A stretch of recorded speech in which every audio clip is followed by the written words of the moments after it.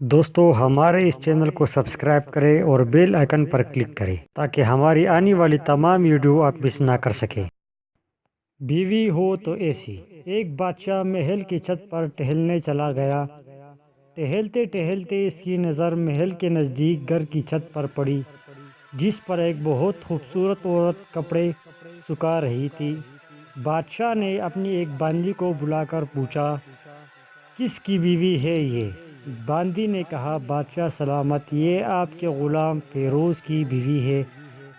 بادشاہ نیچے اترا۔ بادشاہ پر اس عورت کی حسن و جمال کا سحر سا چھا گیا تھا۔ اس نے فیروز کو بلایا۔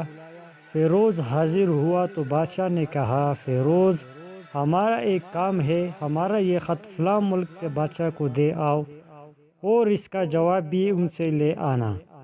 فیروز اس خط کو لے کر گھر واپس آ گیا۔ خط کو اپنے تکیے کے نیچے رکھ دیا، سفر کا سامان تیار کیا، رات گھر میں گزاری اور صبح منزل مقصود پر روانہ ہو گیا۔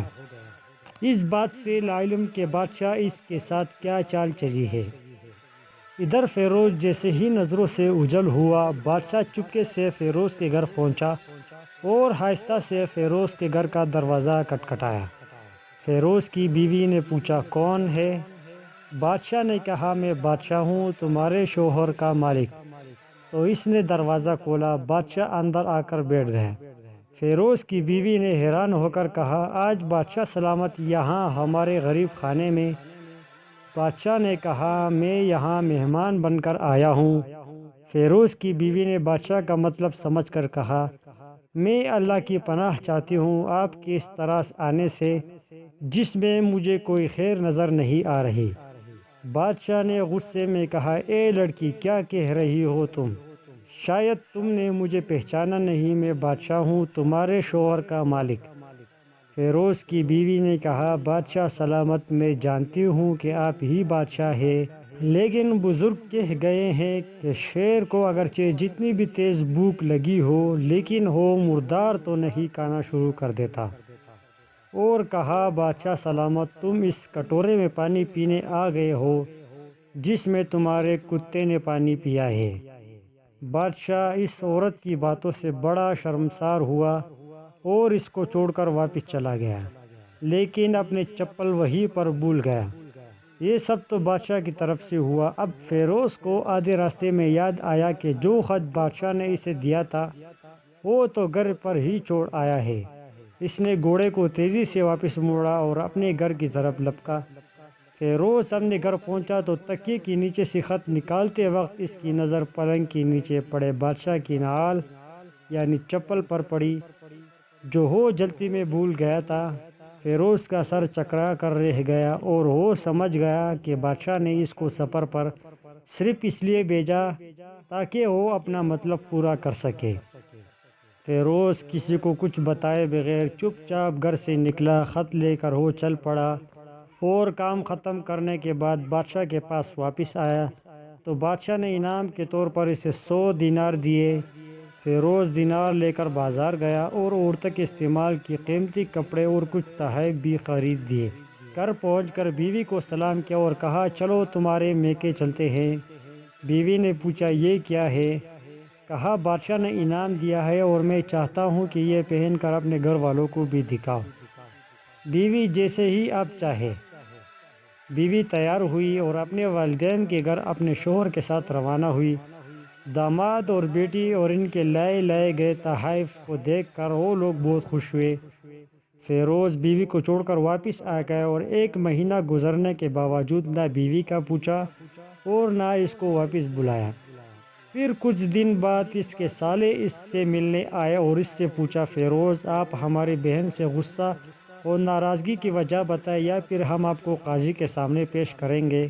تو اس نے کہا، اگر تم چاہو تو کر لو، لیکن میرے ذمہ اس کا ایسا کوئی حق باقی نہیں جو میں نے ادا نہ کیا ہو۔ وہ لوگ اپنا کیس قاضی کے پاس لے گئے تو قاضی نے فیروز کو بلایا۔ قاضی اس وقت بادشاہ کے پاس بیٹھا ہوا تھا۔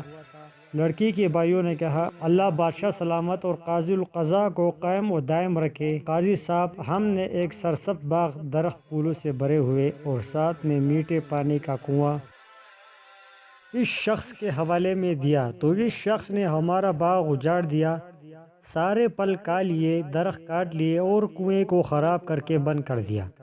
قاضی فیروز کی طرف متوجہ ہو کر پوچھا، ہاں تو لڑکے تم کیا کہتے ہو اس بارے میں؟